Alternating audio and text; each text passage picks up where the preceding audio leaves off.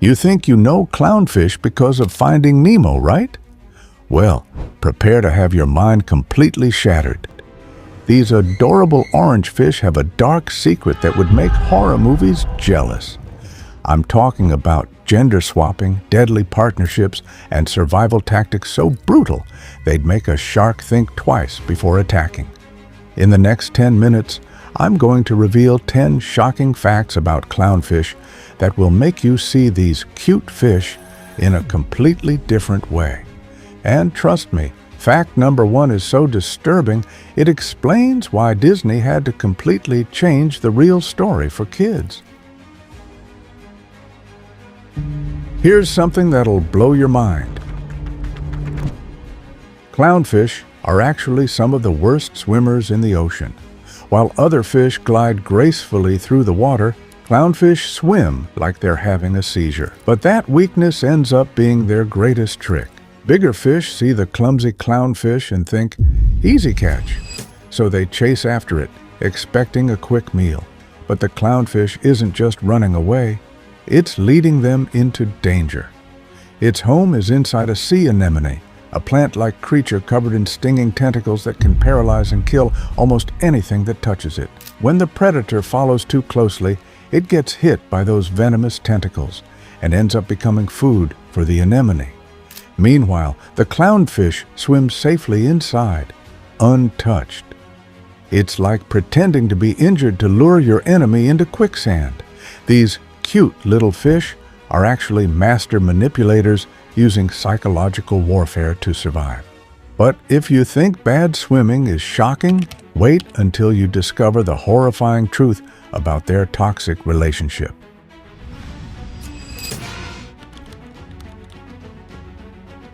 Every clownfish you see living inside a sea anemone is technically sitting in a death trap. Those soft, flowing tentacles aren't harmless. They're covered in tiny stingers strong enough to paralyze and kill most fish the second they touch them. But clownfish are immune to this sting. Here's the crazy part. Clownfish aren't born immune to those stings. They have to train their bodies to survive them. When a young clownfish first approaches a sea anemone, it doesn't just swim in. The anemone is covered in long, arm-like parts called tentacles, and each one is packed with tiny stingers that inject poison strong enough to paralyze most fish instantly.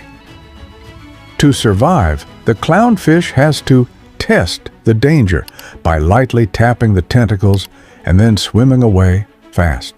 Every small touch gives it a little dose of venom that should be deadly, but instead, its body responds by slowly building a slimy shield that protects it from future stings. The more it repeats this process, tap, sting, retreat, the stronger that slimy shield gets. This process is actually called acclimation, but really, it's like the fish is slowly vaccinating itself with poison. This can go on for hours, with the clownfish getting stung over and over until its body is fully immune to the poison. One wrong move from the clownfish, and the anemone will eat it alive. But if the fish survives the ritual, it earns the right to live safely inside the anemone's deadly tentacles, which serves like its only protection from predators. So yes, clownfish literally poison themselves just to make a home. And believe it or not, this toxic partnership gets even darker once you find out what the clownfish gives back to the anemone. You think clownfish just live peacefully in those anemones we talk about? Think again. Do you guys still remember how I mentioned clownfish using its slow pace to lure predators to a trap? Let me give you guys more insight on how that works. These little orange fish are actually cold-blooded assassins working for their poisonous landlords. The clownfish acts as bait, using its terrible swimming to lure bigger fish toward the anemone. But that's just the beginning of their killing strategy. Once the predator fish gets close, the clownfish suddenly bursts out from the safety of the anemone. Instead of hiding, it charges straight at the bigger fish and starts biting at its fins and moving around it. The clownfish knows it can't kill something that size, but that's not the plan. Its goal is to harass and confuse the predator until it panics. The bigger fish, now stressed and disoriented, will try to escape in a hurry, and in its scramble to escape, it will make a fatal mistake of swimming straight into the anemone's stinging tentacles. The anemone will now then paralyze and slowly digest the fish while it's still alive. But here's the most shocking part. The clownfish gets paid for this assassination. After the anemone finish eating, he now gives the leftover scraps to the clownfish.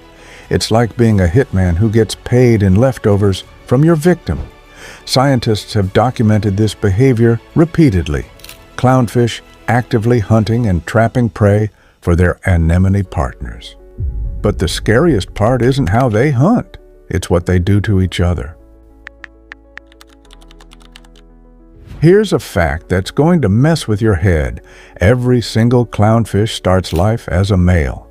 Every single one. There are no female clownfish babies anywhere in the ocean. In every group, there's one dominant female, one dominant breeding male, and the rest are smaller, non-breeding males. But here's where it gets absolutely insane. When the dominant female in a group dies, something horrifying happens. The biggest, strongest male takes over, but he doesn't just take over as a male. His entire body undergoes a transformation, which turns the male into a female clownfish. This process could take a couple of days or even weeks. If you're wondering why they bother with this transformation and why the leader can't just stay male, or maybe you're asking why there aren't any females in the group at all, here's the answer. Clownfish are born into an all-male society. That's how their biology works. There's no need for baby females because any male can transform into a female later if the group needs one. And the reason they have to switch to female before taking charge is simple. The system is built to guarantee the group always has a breeding female. Without that, the whole colony would collapse. And this transformation is permanent and irreversible. Your organs begin reshaping, your behavior changes, and within weeks, you've completely transformed into a female. There's no going back. This process is sequential hermaphroditism, but let's call it what it really is, a biological horror story. Imagine if humans worked this way. Imagine if, when your mom died, your dad's body started changing into a woman, whether he wanted it or not. It's like nature programmed them with a gender-swapping time bomb that goes off when the female dies. This means that in Finding Nemo, when Nemo's mom died, his dad Marlin should have turned into a female. You don't expect Disney to show that part to kids. But this gender bending gets even more twisted when you learn about their family hierarchy. Forget everything you think you know about clownfish families. These aren't cute, loving communities. They're ruthless dictatorships where the biggest fish rules through fear and violence. Here's how their twisted society works. The largest fish is always female and acts as the supreme dictator. The second largest is male and serves as her breeding partner. Everyone else? They're basically slaves living in constant terror. The female doesn't just lead, she actively bullies and attacks the smaller fish to keep them weak and submissive.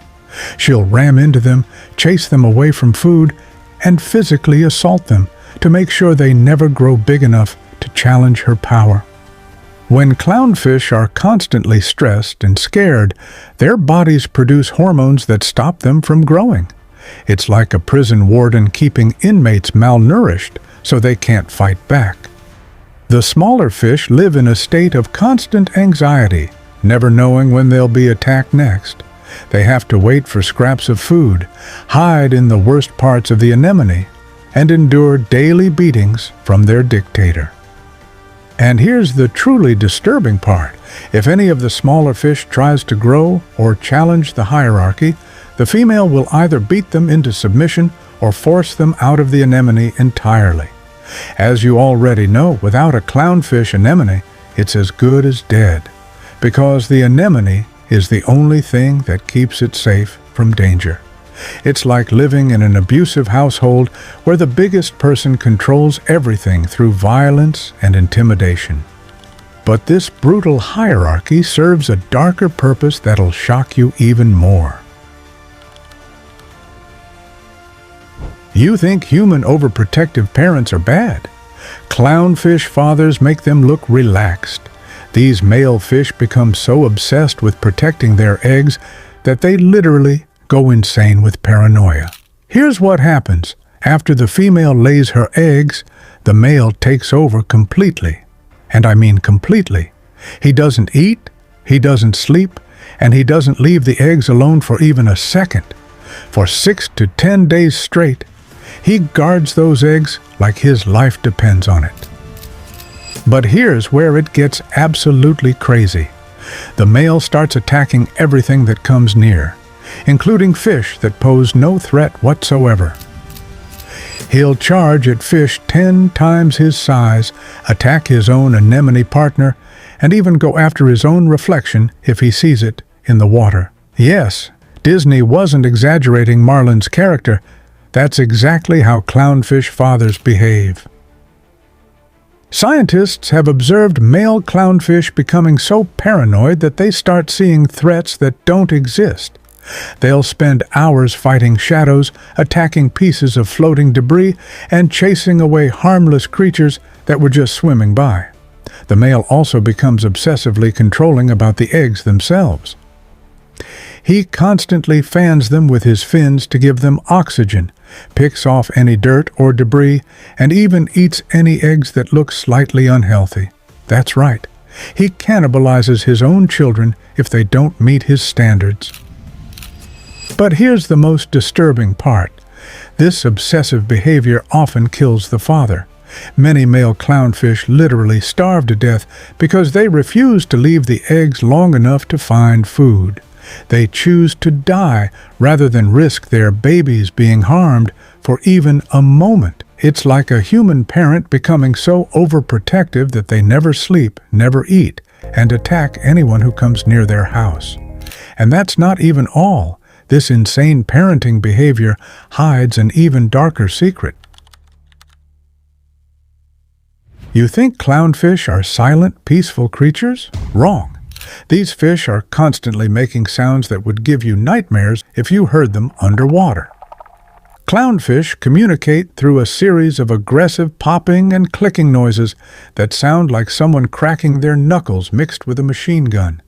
Scientists call these agonistic sounds, but let's be honest, they sound like threats and warnings. Here's what's truly shocking. These aren't happy, friendly sounds.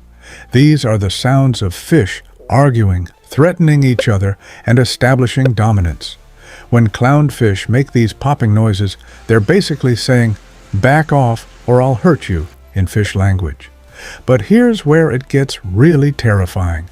The bigger, more dominant fish make louder, more aggressive sounds, while the smaller, weaker fish make quieter, more submissive clicks. It's like listening to a conversation between a bully and their victim. Marine biologists have recorded these sounds and found that they get more intense during feeding time, territory disputes, and when establishing the brutal hierarchy we talked about earlier. The anemone becomes filled with these threatening sounds as the fish constantly argue about who gets to eat, where they can swim, and who's in charge. Imagine if your house was filled with the constant sound of family members threatening each other all day long. That's what life sounds like inside a clownfish anemone. But these threatening sounds serve a purpose that's even more sinister than you might think.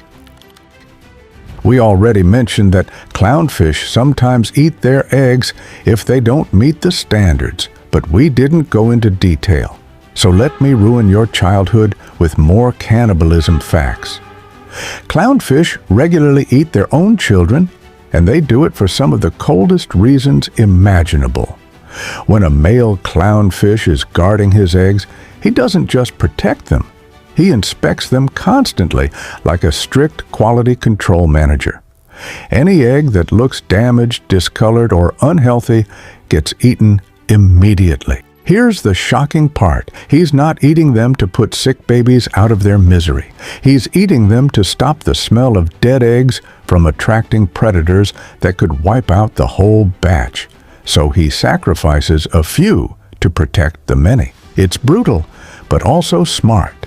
For a clownfish, cannibalism can mean the difference between losing a few eggs and losing an entire generation. But it gets even more crazy. Sometimes, when food is scarce, the male will eat perfectly healthy eggs just to get the nutrition he needs to keep guarding the remaining ones. He literally uses his own babies as emergency food to stay strong enough to protect his other babies. Scientists have documented cases where male clownfish ate up to 30% of their own eggs during a single breeding cycle.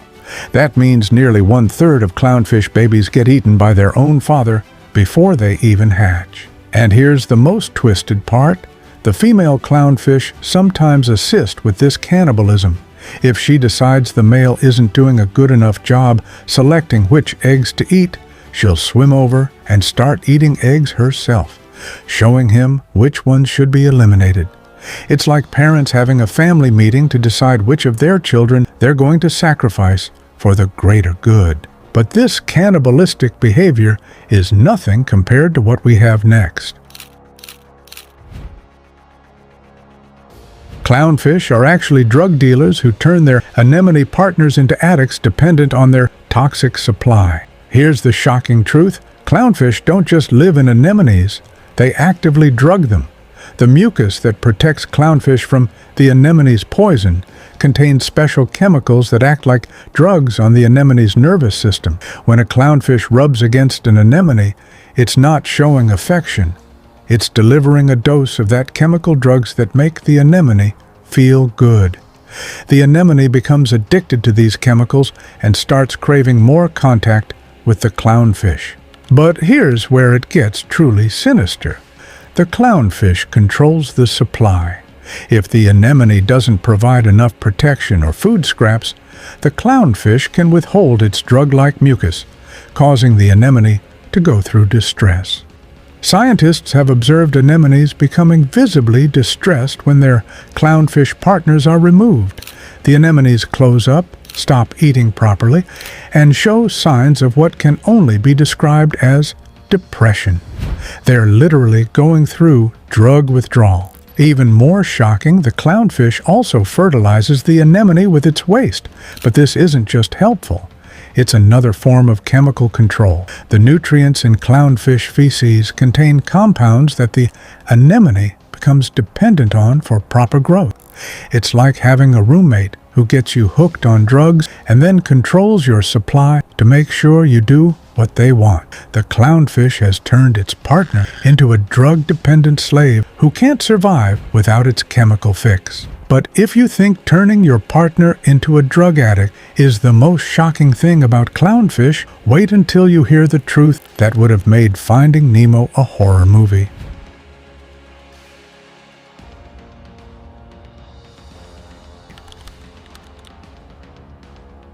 Here's the fact that's going to completely destroy Finding Nemo for you forever. If that movie followed real clownfish behavior, it would have been the most disturbing horror film ever made. When Nemo's mother and all his siblings died, here's what should have happened. According to actual clownfish biology, Marlin would have immediately eaten all the dead eggs, including Nemo if he showed any signs of damage from the barracuda attack. But that's not all. Since the dominant female died, Marlin's body would have started transforming into a female within days. His organs would reshape, his behavior would change, and he would become Nemo's new mother. Then, when Nemo reached sexual maturity, he would become Marlin's breeding partner. That's right. In real clownfish families, when the mother dies, the father becomes the new mother and eventually mates with his own son. But wait, it gets even more disturbing. If Nemo had been born with any siblings who survived, Marlin would have spent years beating them, starving them, and keeping them small and weak through constant abuse and intimidation. And here's the final horrifying detail. When Marlin eventually laid eggs with Nemo, he would have eaten any babies that didn't meet his standards, forcing Nemo to watch his father-turned-mother cannibalize their children.